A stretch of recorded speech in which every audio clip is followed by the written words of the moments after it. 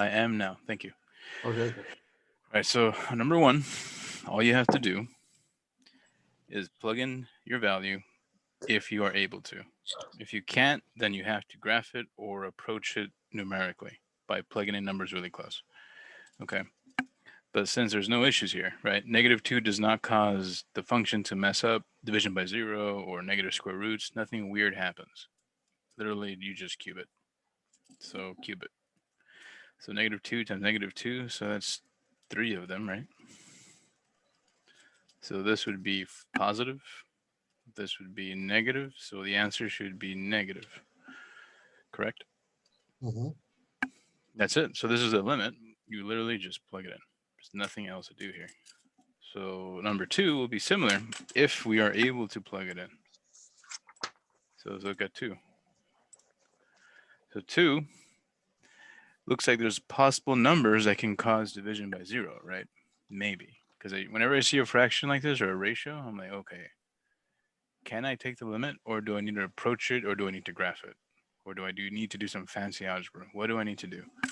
And so first thing you should try is check, can you plug it in without anything weird happening? All right, so here we go. X squared plus 2. Let me shift back. All right, so if I plug in 1, does anything bad happen?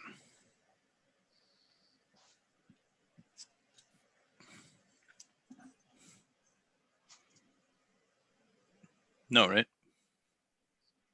Nothing. What's the bottom turn into? 3. 3. Yeah, so what is the limit, right? The One limit, third, yeah. yeah, the limit of Third. this function as x approaches 1, yeah, you're right, is 1/3. So that's all you're really doing. So it gets trickier when you can't plug it in. So the later problems start to get kind of weird. Okay. All right, let's look at the questions again. Any questions on the first two? Does the main idea make sense? Yes. Okay. This guy looks like the same type of deal. If I plug in 7, that'd be 7 pi fourths. Let's graph that. What does that look like? Let me write it down. I'm curious. I was going to skip it, but now I want to know what it is. The limit is x approaches 7 of tangent of pi x over 4. Do you guys remember the graph of tangent? Because that's what's required to solve this problem. If you don't remember the graph of tangent, then you got to graph it. There's no other solution. There's no other approach, really. Let me pull out a grapher real quick.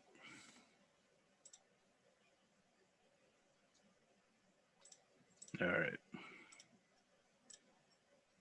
There it is. Okay, so my f of x function, we will call tangent of pi x over 4. Okay. You don't have to know anything about periods or phase shifts or anything like that we talked about in pre-calc. But you do need to remember that there are points in tangent that cause a division by 0, right? What is tangent as a ratio? Do you remember?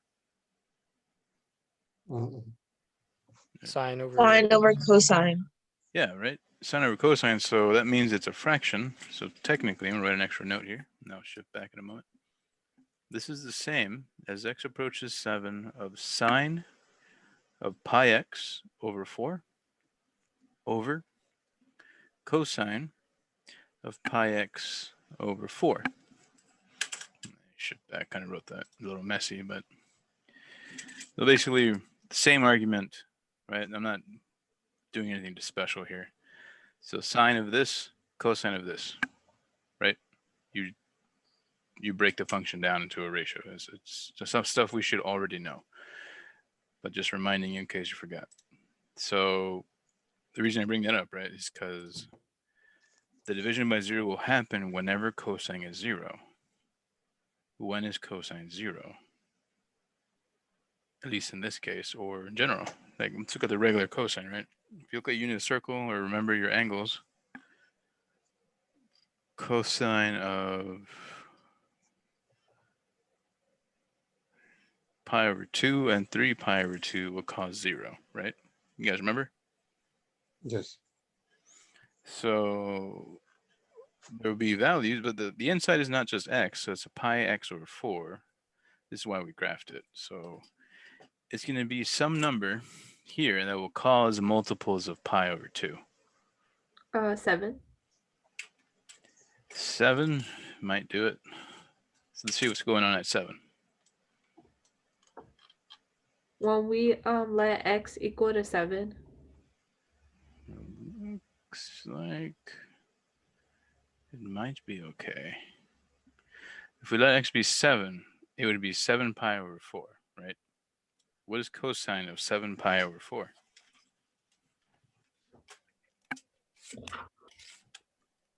Let me see. Oh, let's check, right? Yeah, double check me here. -1. Yeah, so it doesn't cause a problem, does it? Oops, I'm not in radians. 1 second. Yeah, so what? I thought I changed it.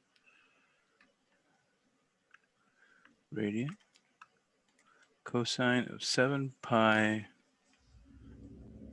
Why am I not getting? You guys got -1, right? Let me type it again. I'm not getting -1. No? What'd you get? You got this? 0.7 something. I can't see it. It's like a little. Okay. Gotcha. So it's like 0.7, whatever. Yeah, that's what I got. Okay. All right then. Yeah, I forgot. I'm on the graphing screen. So that makes sense. I mean, you can kind of see it, right? 7 is right here, and it doesn't seem to cause any gaps.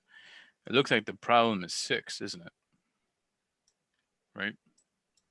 The graph never touches 6. It approaches infinitely forever. Never gets there. Which is That's what's up? That's the worst I'm not touching you game I've ever. Yeah, basically is what it is. It gets infinitely close, but never does. Never gets there. So that's the idea of limits, right? We get closer and closer and closer so we can figure it out.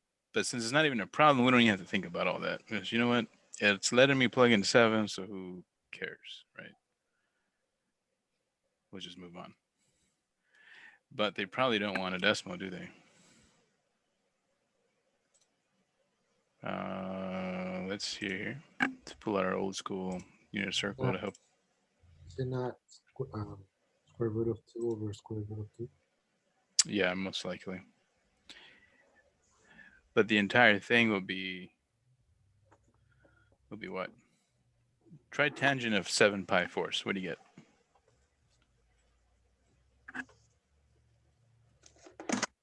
-1. -1. So the entire thing was -1, right? So there's no issues here. We don't have to do anything special. We could have just plugged it in, and because it worked, we were good. We didn't have to do anything. But if we would have chosen an x that made the bottom 0, then you'd have to graph it and see what's going on, and then try to approach it and see if the limit exists. So like, let's say, back to the picture, let's pretend it was x was approaching 6, right? There's 6 right there. From the right, it goes to to infinity, right? Negative infinity. From the left, it goes to infinity. The limit would not exist because they're not the same, right? See what I'm talking about? So from the negative side, approach, when I get to 6, it shoots off. And then from the positive side, as I approach 6, it shoots downward. So they're not the same thing. So I don't believe that limit would exist at 6. But since we had a 7, it was easy. There was nothing to do. Do you have any questions on that problem? So it wouldn't matter what x equals to, right? So it says. You mean for this part, the limit? Yeah. Because it would be -1 either way. Yeah, it can be. They can give you whatever they like. If you are able to plug it in, then just move on. If you can't, you get an error or something weird, then you have to graph it and observe more closely Oh, okay. what's happening. Okay. Makes sense. And Mhm. in our tangent graph, since they were approaching two different angles, I mean, like they were approaching 6 from two different just sides completely. Mm. Like just face value, it doesn't look like they're. It would be a DNE sort of situation, right? Most likely is DNE or infinite limit, but we haven't Yeah. got to the infinite stuff just yet. But yeah, it's there's not going to be a finite limit for sure. That won't Okay. happen. But since we plugged in C and we got -1 as our limit, Mhm. um, that's all we have to do, right? We'd write down Yeah, -1. right. Okay. So the fact that you are able to do that means you're done. If you can't do that, then you need to do something else. Okay. So you said if we, I'm sorry, if our limit was 6, Yeah. then what So would? yeah, if it was X was approaching 6, then the Uh-huh. limit would most likely not exist because they're different in Okay, both directions. got it, got it, got it. Okay. But yeah, we'll talk about that more later. But if you're able to plug it in and it works, then you're done. Don't worry about it. If you get undefined or something, or your calculator gets an error, or something weird happens, then you need to graph it to see what's happening around 6 or whatever number they ask for. Okay. Number 4 doesn't really look interesting. How do you do C? Like, how would you? See, you have to compose the functions and then plug in 3. Um, but I guess let's go over it. For part A, f is x plus 2, right? You see how they're talking about f right here? Yeah. So x approaches 3 means you plug in 3 if you're able to. Can I plug in 3 here? Yeah. Yes, Yeah, there's no problem, right? 3 plus 2, 5. so that would be just a simple 5. Who cares, right?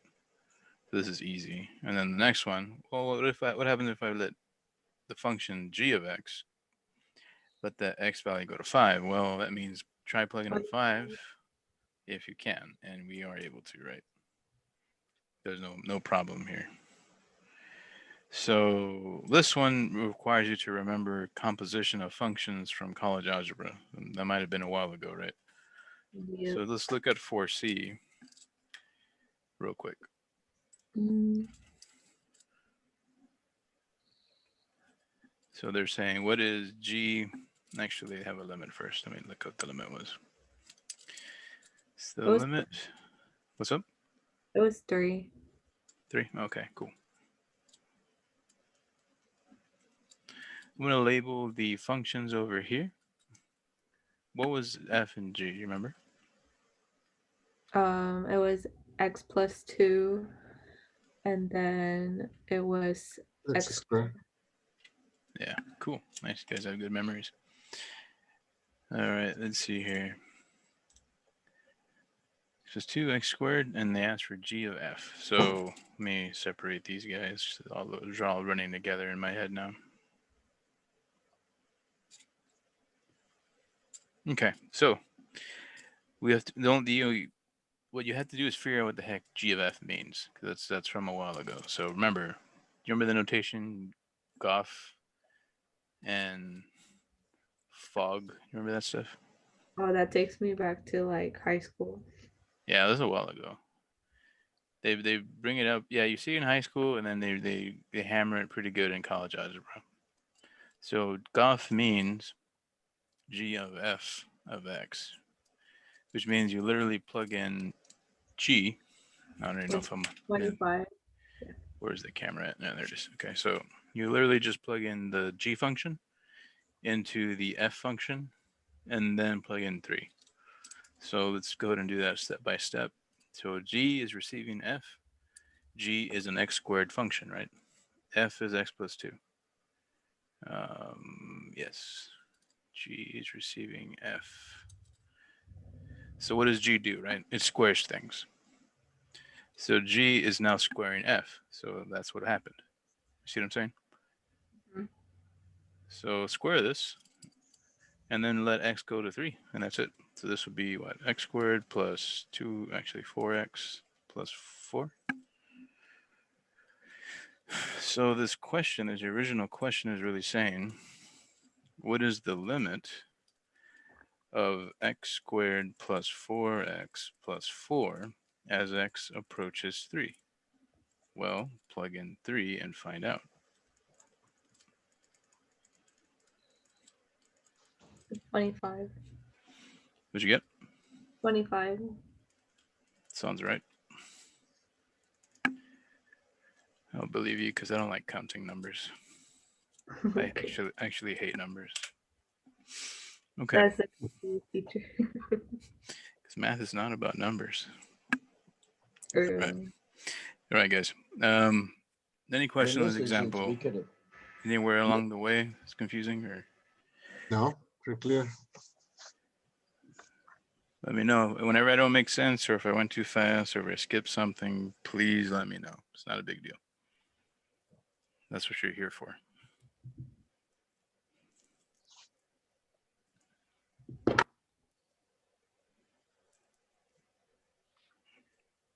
Do you guys all remember composition of functions?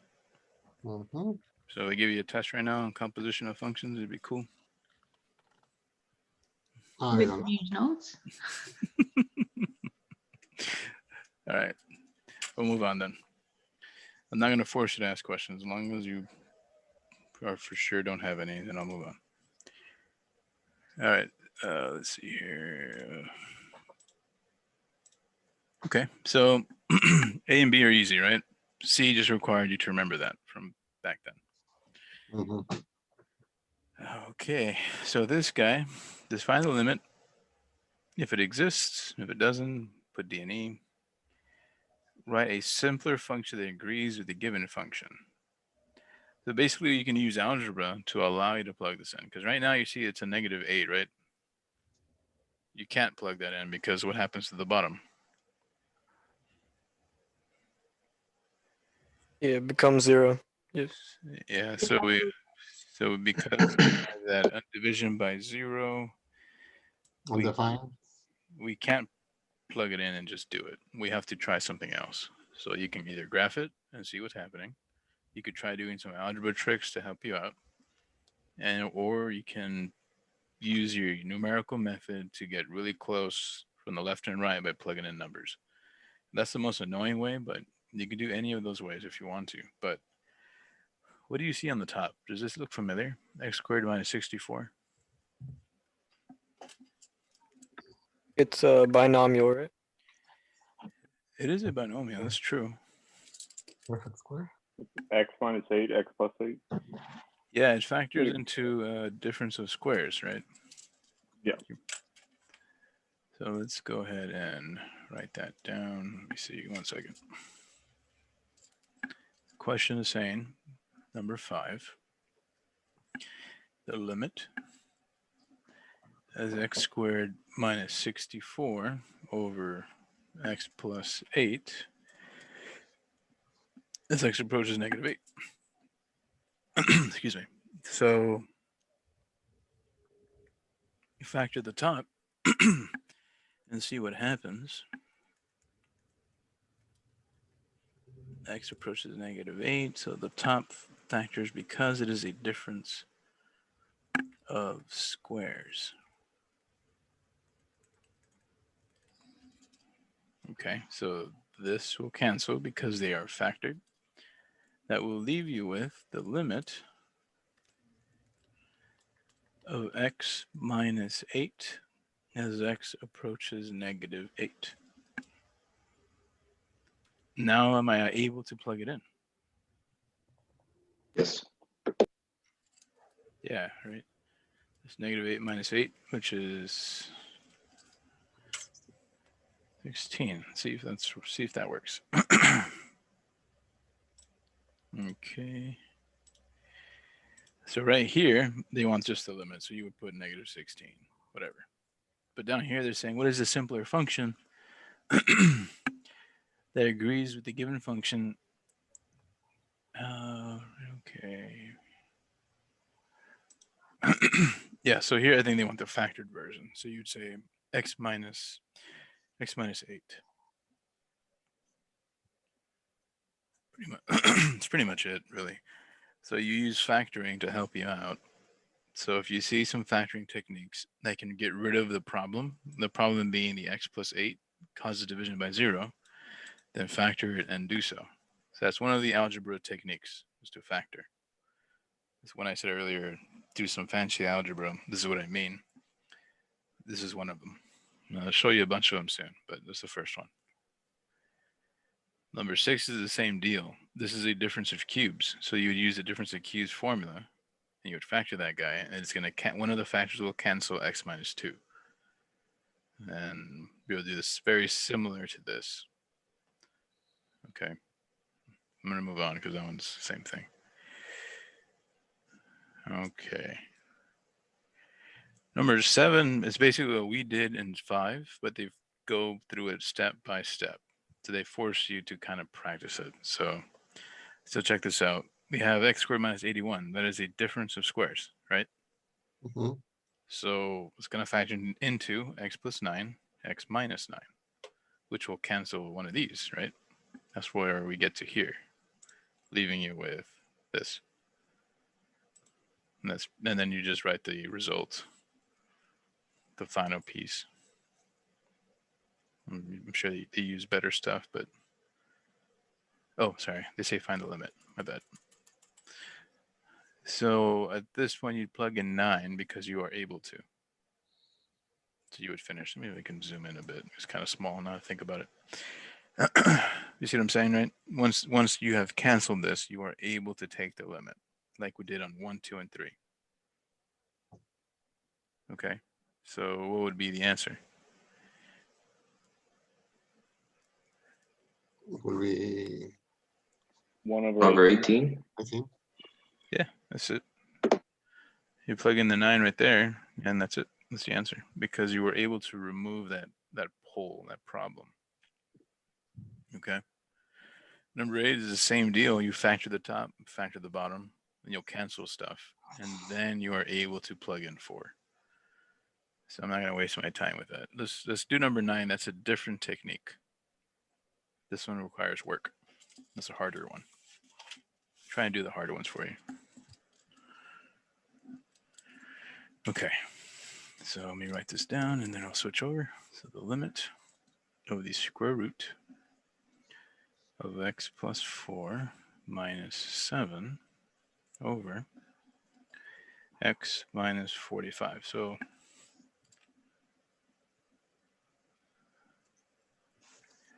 all right, let me switch over.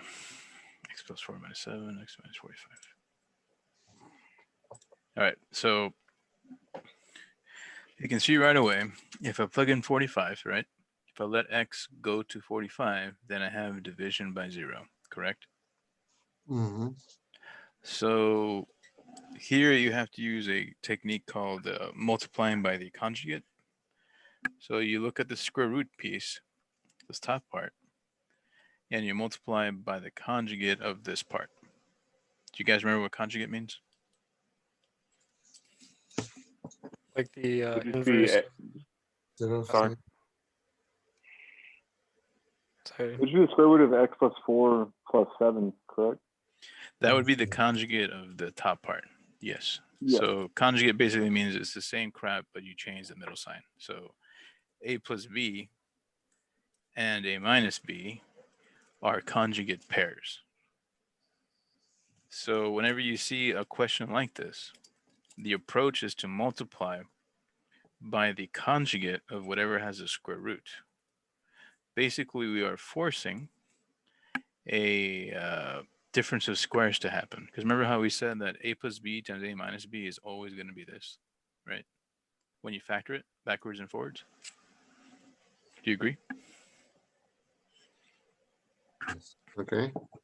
So that means that this will multiply into this using our formula. So we don't have to do any actual work. We will just use the formula to help us out. So we will get on the top, a squared, right? This is my a right here, minus the 7 squared. So when you multiply these two, this will always happen because you're multiplying conjugates. And if you don't believe me, multiply all this garbage out, and you'll end up with only these two terms. Everything else will cancel. Okay, that's how it's always going to happen because of this. Okay, the middle term cancel. You know how whenever we multiply a binomial, right? We usually get 3 terms. It does not happen here because they are conjugates. The center term cancels. So now we are here.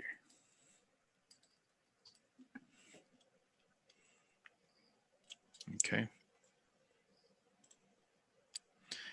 All right. So square the square root. What happens?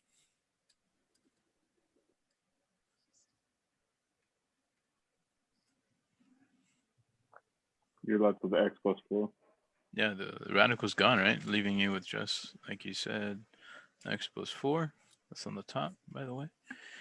Minus 49. And on the bottom, we got x minus 45. So now we're almost done. What's left on the top? Answer is 114 or 1/14. Yeah, it looks like it might be. So what's the next step, Tyler? X minus 45. Yeah, X.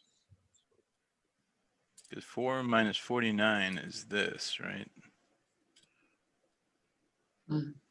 What? What? Is that right? What? Sorry, I think I dozed off. That's all right. What's 4 minus 49? 4 minus 49? 45. So Wait, 4 minus 49? My bad. One second. Negative 45. Negative 45, yeah. Negative. so we're good, right? Uh-huh. Okay, so what happens? Just One? 1. Yeah, this is just 1, Yep. isn't it? Uh-huh. So this is the limit as x approaches 45 of the function 1. So there is no x, is there? So I can't really let x go to 45, can I? Uh-huh. So it's always going to be 1, no matter what x I choose. So in this case, everything canceled out, leaving you only with 1. Which is kind of weird, but it happens. What made you want to use the conjugate? Because the way that I'm used to using conjugate is if it's in the denominator. If you see it on the top or bottom, you should give it a shot. If you can't plug Okay. it in, if you can't plug in the value that the x is approaching, and you see square root plus or minus something, try conjugate. Okay, sounds good. But let me check. Oh shoot, I forgot something. Son of a We're biscuit. supposed to multiply the denominator by the. Yeah, exactly. Yeah, That's I was what we about to say. forgot. Yeah. I think something seems off. Thanks, guys. Let's add it. So this last part is a lie. Yeah, I tried it with my question and it wasn't it. My bad. All right, so everything will be the same except that we have this factor down here. So it'll be x Can you plus put your 4. Oh, yeah. So I'm just adding the piece that we're multiplying because it's top and bottom. I can't just do it to the top. That's not real algebra. So this will still turn into this, the square. The bottom will give us, will still be right here, chilling, waiting for us. So then right here, we get same deal. So the top doesn't change. It's just the bottom. We got to tack that on because I forgot it. But this will change the final answer, right? So on top, we have x minus 45, correct? Yeah. Nothing has changed there. Double check. 7 squared. Yeah, looks fine to me. The bottom, x minus 45 times the square root of x plus 4, still right here. So these guys are canceled, right?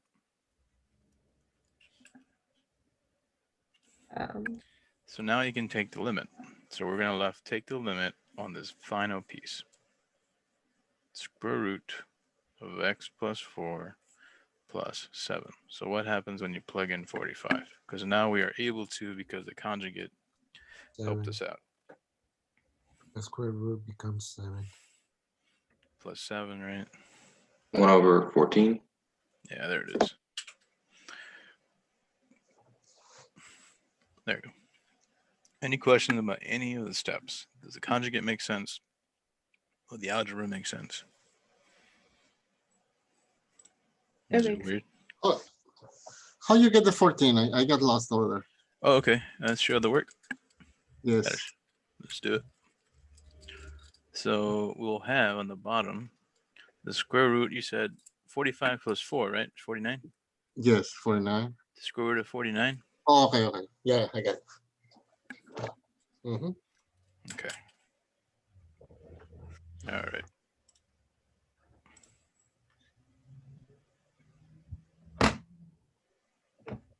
Okay, so the next few require a couple of new rules. So I'm going to go give you some rules from the book, or theorems, really.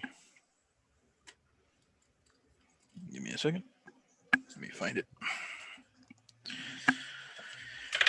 These are things that you should go like on a note card or something. Formulas.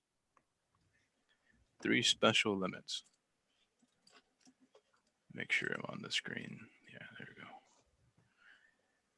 You guys are cool on number 9 before I move on? Yeah. Yes. Okay. I don't want to just keep blazing forward. I want to make sure. So you take the limit of sine x over x.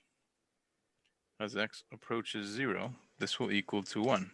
And that's because of the squeeze theorem that you should have seen in the video or in the book. Number 2, another special limit.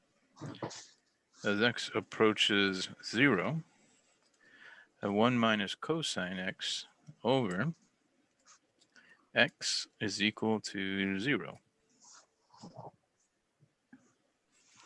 Number 3,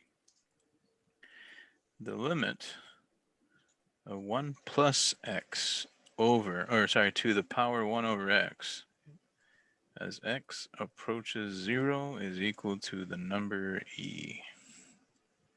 So if you see anything like this, you can use these properties, right? These are special limits. So I'm going to refer to them over and over again for the next few examples. And put those on a formula sheet, please. It's on page 89 in your textbook or ebook. Page what? I'm sorry. 89. 89.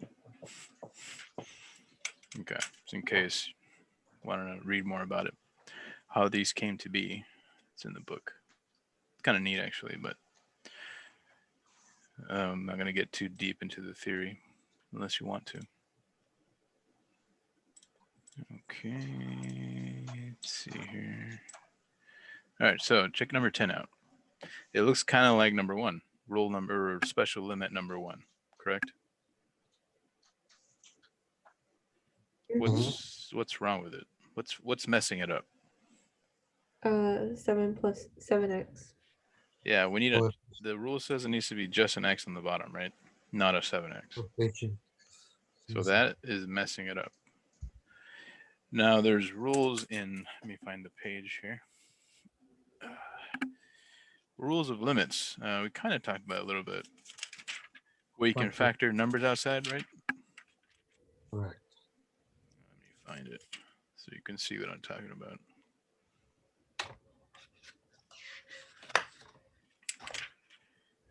Ah, here it is. These are the properties of limits on page 83. Let me shift back before we go any further. Can you read this? If not, I'll find the ebook if it looks ugly. Stupid light. There's a smudge on the screen. Yeah, the light's reflecting real good. And maybe I'll find the ebook then. Yeah, probably. Oh well. It's fine. 1 second.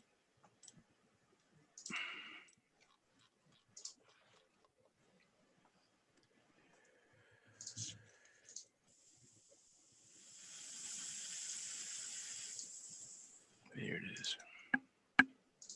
Page 82-ish, 83, yeah.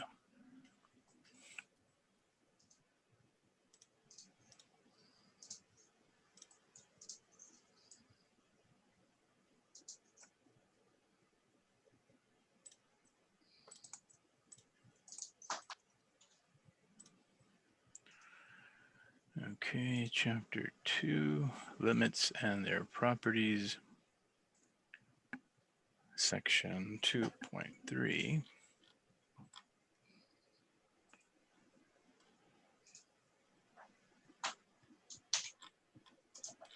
Let me find the section. There we go.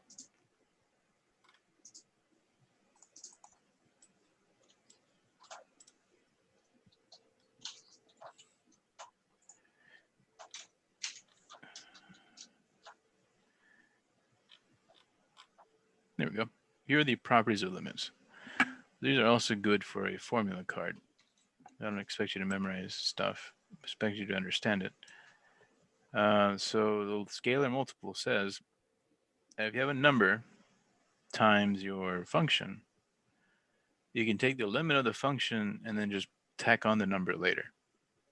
So basically you can factor out the number outside and then deal with the limit and then reincorporate the number.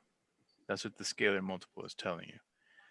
Number 2 says if you have two separate limits by subtraction, separated by subtraction or addition, you can just find them individually and then add them together or subtract them. Product, same deal. Find them separately. The limit of f is L, is what they're telling us right here. So if the limit of f is L and the limit of g is k, well, the product would be simply L times k. So these are pretty useful.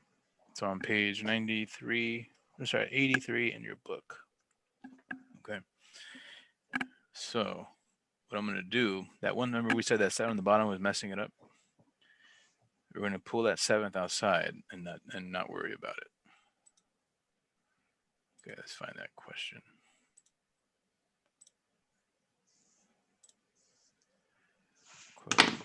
Close this thing here. Okay.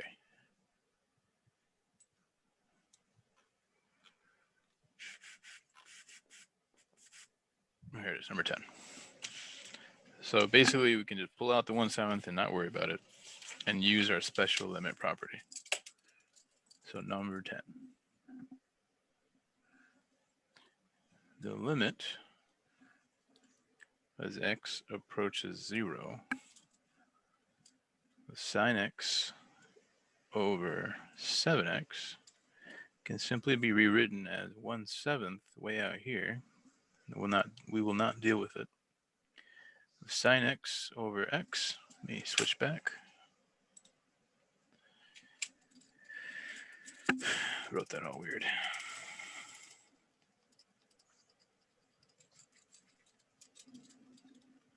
Sine x over x as x approaches 0. This will become 1/7 times 1, right? Because the special limit tells us that this will always be 1 in the notes. So this is just a 1 times your 1/7. Does that make sense? So that's all you got to do for these questions. Try to force it to look like this and use your special properties or special limits. So it was almost there. So I got the garbage that was in the way out here and then took the limit. Once you've taken the limit, this turns into a 1 by the squeeze theorem. Okay.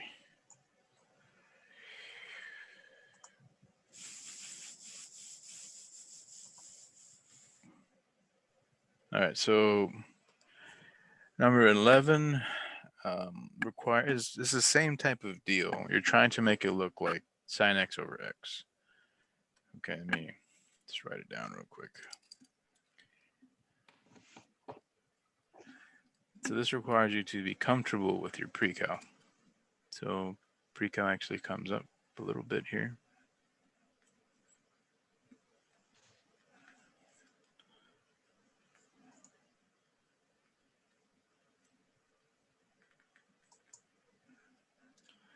All right. So the question is, how the heck do I make it look like sine x over x? That's what the question really is. Sorry to interrupt. These are like sample problems, right? Not the actual homework problems. They're similar. The homeworks will be, when you do your homework, they'll just reset the numbers. So it'll be very similar. Okay. I'm just making sure I didn't do the wrong homework because I already worked on it a little bit earlier. No, cool. And I Yeah, thought Yeah, I thought it was homework questions that you were working on. And I was getting a little bit yeah, pretty worried much. that I did all that work. Yeah, there's going to be variables. You can ask to do like a new different problem or something, Mhm. and basically anything that has a red number, the red numbers are basically interchangeable. So that's what will change while the problem's format will stay the same. Yeah, it does not random numbers, so you'll have like a Mhm. 5x here or something. Okay, I'm just Yeah. making sure I didn't do the wrong problem because I thought you said you were going to work on homework problems. Yeah, we're doing homework problems. Mhm. All right. Yeah, some of these have actually been the exact same problems on the homework.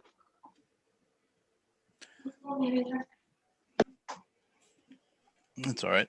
What matters is, do you understand it, and can you solve these showing every single step on your exam?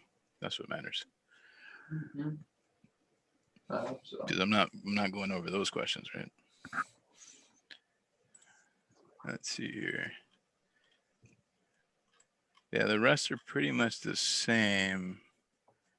I think we'll move on actually to save time. I'll let you do the rest. So that's 2-3. You guys have any issues with 2-3? I'm gonna skip 11. Actually, it's very similar to 10.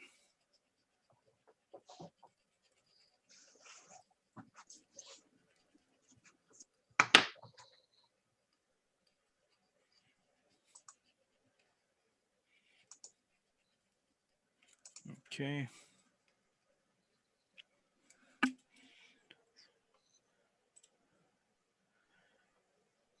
Two, 3.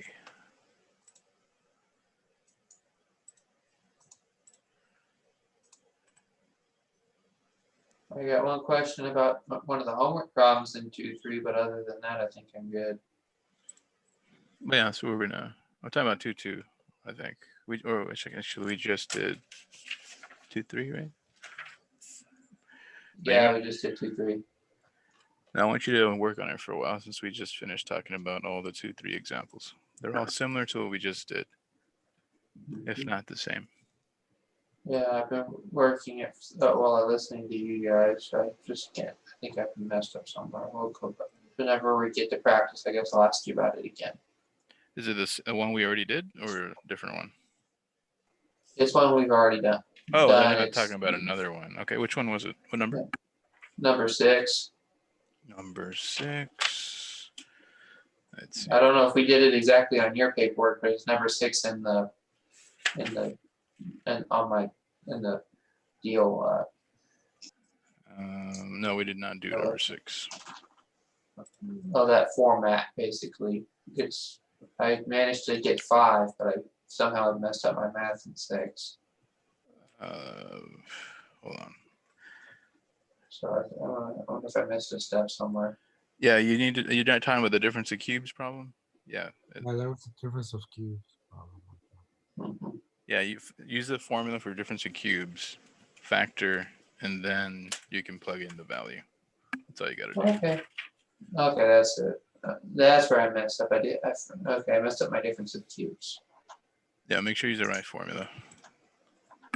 Yeah. Sorry, I've been up for 36 hours straight. That's too So I'm a much. little. Yeah, it is. So yeah, so I'm a little off. It's all right. Just get some sleep tonight, right? I wish it were that easy. Let's see here. All right, so I wrote some notes for 2-4 earlier. I'm hoping you guys saw the video, so I won't spend too much time on this. Now we'll scan all this soon. Let's see where I am. Can you guys see this okay? Yes. So definition of continuity at a point. So a function f is continuous at C when these three conditions are met. So all three have to happen so to call the function continuous at C. So f of C needs to be defined, meaning if I plug in C, I get a value. I don't have an issue. If I take the limit as x approaches C, it exists. And that the limit of x going to C and the function at C are the same thing, meaning whatever you get for number 1 and number 2 are equal to each other, the limit and the functional value. So if that happens, then you have continuity there, okay? So anyway,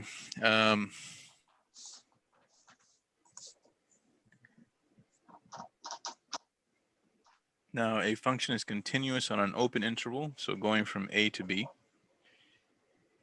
when the function is continuous at each point in the interval. So it has to be continuous at all the points within A and B.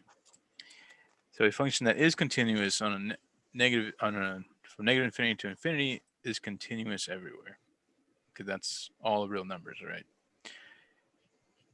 Okay, now if a function f is defined on I, some interval I, except possibly at C, and f is continuous at C, then f is said to be discontinuous at C. So basically it fails 1, 2, or 3. So real quick, this is from the notes that you should already have seen. We have two cases, removable and non-removable. Okay. So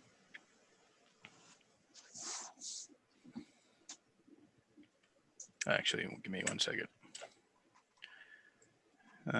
Well, you know what? Let's take a short break. I've realized we've been going at it for an hour. Let's come back at 10:05. 10:05. So again, these are on the video, so you've already seen this. I'm hoping that you at least thought about it. But we have, so all these scenarios, A, B, C, D, the function is not continuous or discontinuous at C. It's just the different types of discontinuity. We have removable kind, these two. Do you remember those examples we were doing earlier where you can like factor and cancel something in order to plug it in? Plug in the limit. Do you remember? Like, let me see. Oh, this guy here.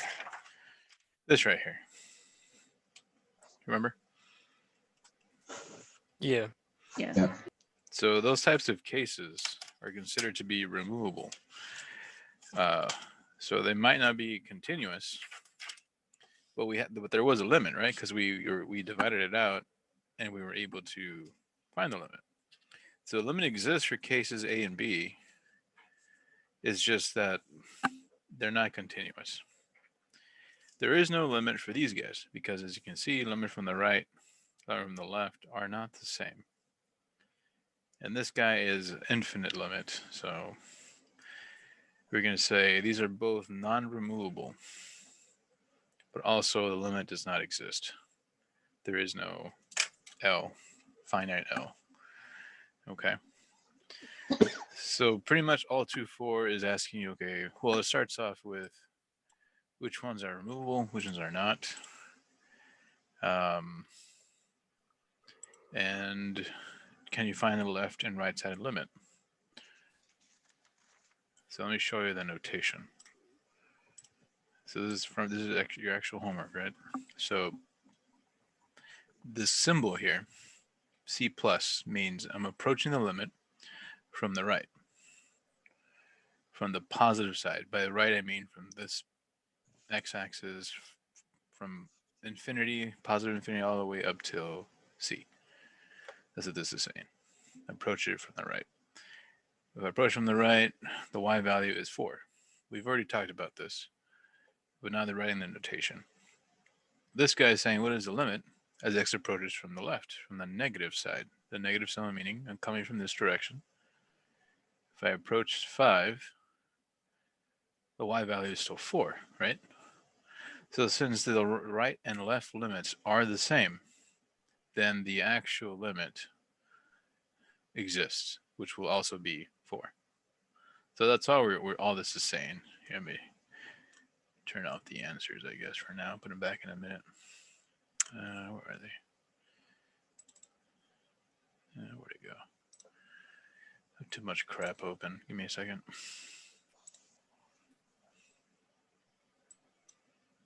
There it is.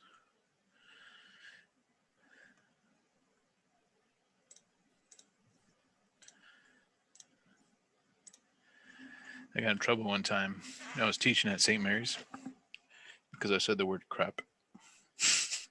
I can't imagine. The dean talked to me like, you can't be using that language here. This is a different kind of school. I'm like, come on, man. These guys are worse than everybody. What are you talking about? They say worse things. I say, all right, my bad. All right, number 2 here. So check this guy. This is kind of similar to question or case B on our notes, right? This question answers are still on. Can I turn them off or no? Guess not. Whatever. Who cares? This is not about answers. I've already told you this. It's about, can you understand it and can you solve these on your own or stuff similar to it. So who cares about the answer? Why is it 5? That's what math's about. So when I approach from the right, the limit is the y value it's approaching, right? You see here it's 5 right there. As I approach from the right, it's going to be 5. As I approach from the left, it's going to be 5. But if I actually plug in the value, I get what? Right? 6. 6.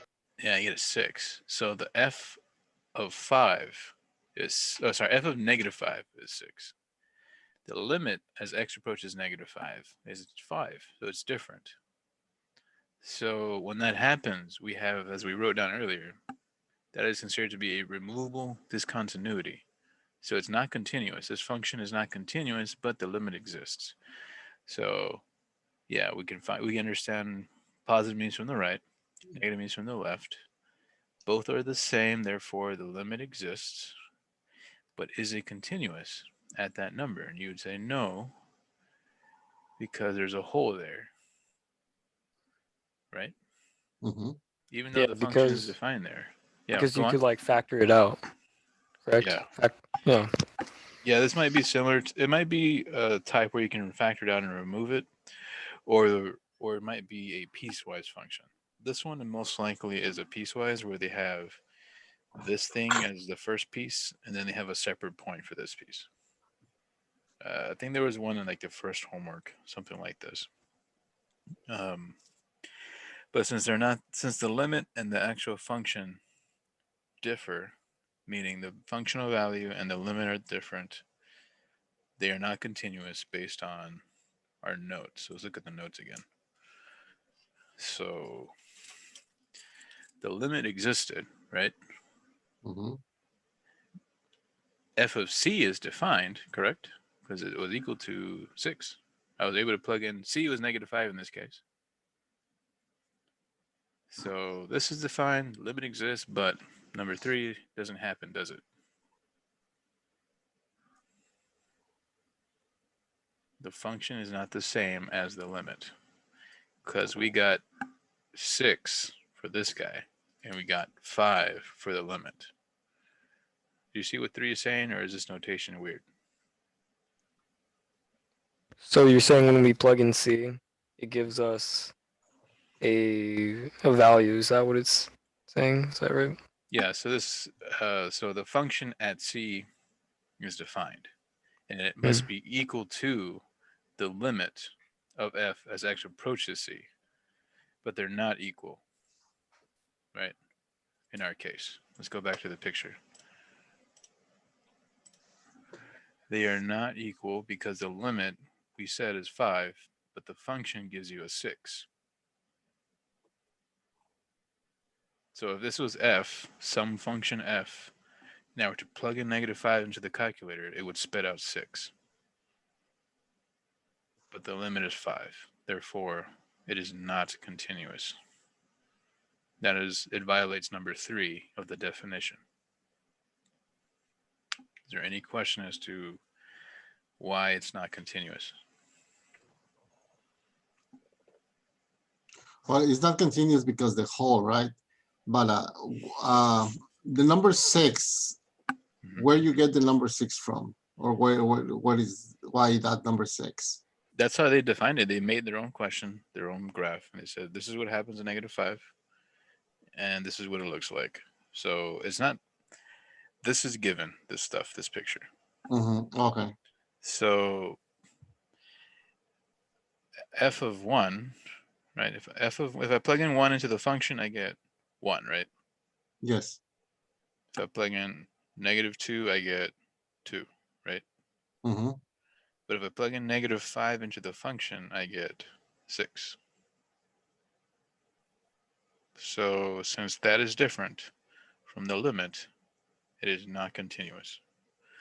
So basically it's something like, I can find another one here.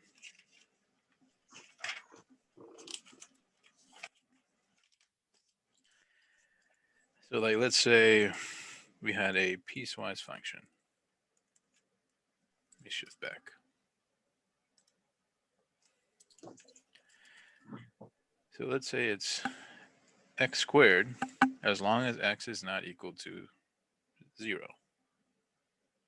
But if it is equal to 0, I want it to be 7.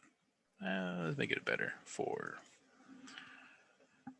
X squared, 3, 4, 7. -1, 7, 2, 3. No, let's make it 3. So let's draw that picture, right? This is a piecewise function. Pen's dying on me, I guess. So here is 1, 2, 3, 1, 2, 3, 1, 2, 3. 1 squared is right here. 2 squared is right there. It's doing this kind of thing, right? You agree? Yes. So there's a hole here because I said it can't be 0. But I say if it is 0, then I'm going to be at 3. Oh, okay. So this is basically, so what would happen if I say, what is the limit of f as x approaches 0?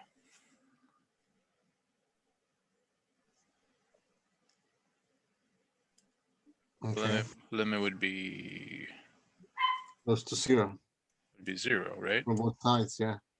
What is the function at 0?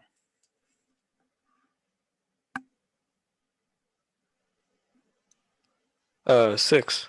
Right? It has No, to it will be be. 3. Oh, It forces us to choose 3, right? Yes. So is this the same?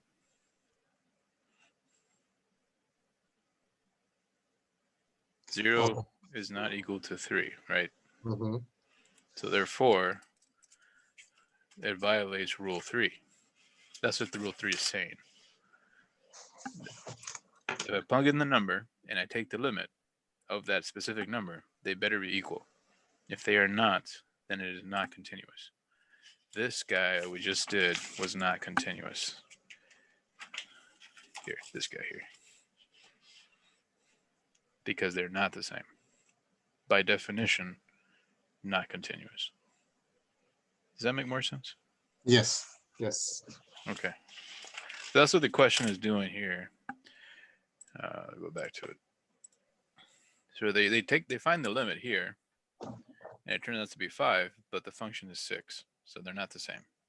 Mhm. Therefore, you would say no, not continuous.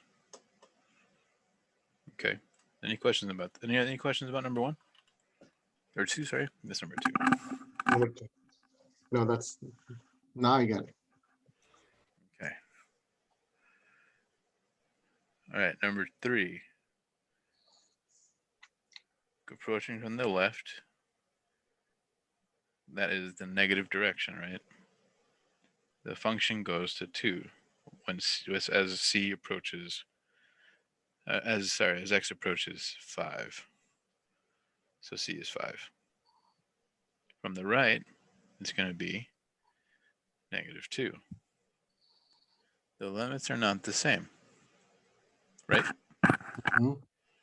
So since they are different, the limit does not exist. Since the limit does not exist, it is not continuous.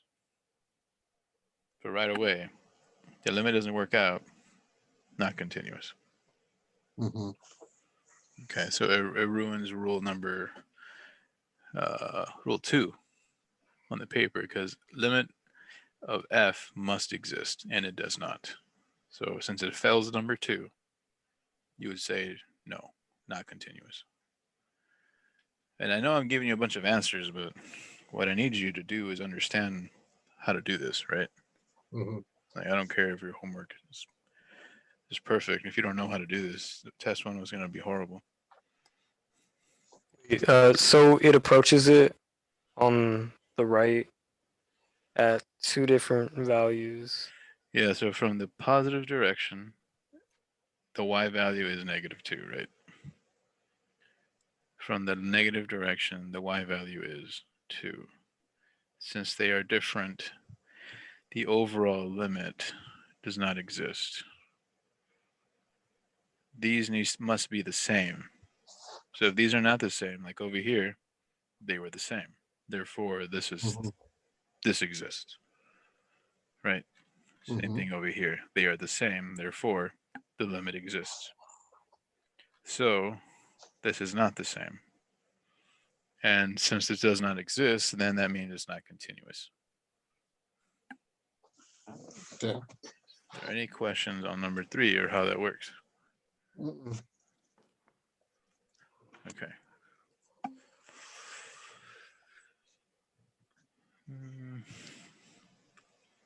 These guys are just need a graph and see what's going on. All right. What type do you think this one is?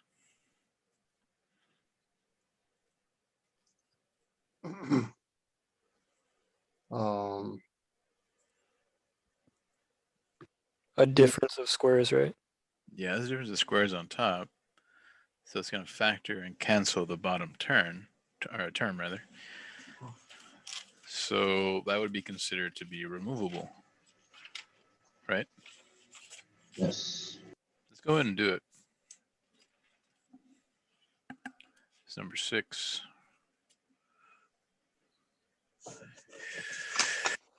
Okay. So f of x is equal to x squared minus 9 over x plus 3. F is discontinuous at x equals to, what the hell is that, 6a? I guess it's a glitch or something. So basically they're asking you, where is it discontinuous? So they're asking for the limit. They're not really asking us to do anything, but it will help to factor. But we can see it on because they gave us a graph that there's a hole at -3, right?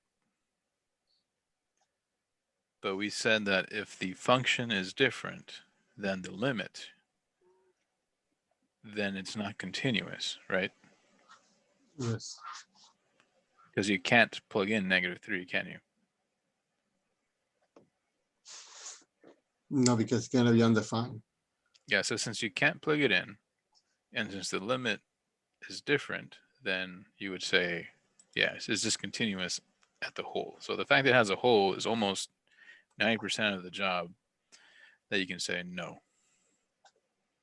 Can't do this. And it interferes with the third rule, right? Yeah, Okay. rule number 3.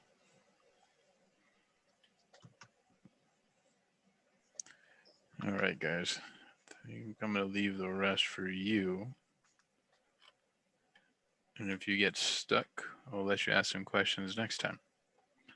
If you guys have any questions about anything that we've done so far, does it help to watch the videos and do examples together, or? what do you Definitely.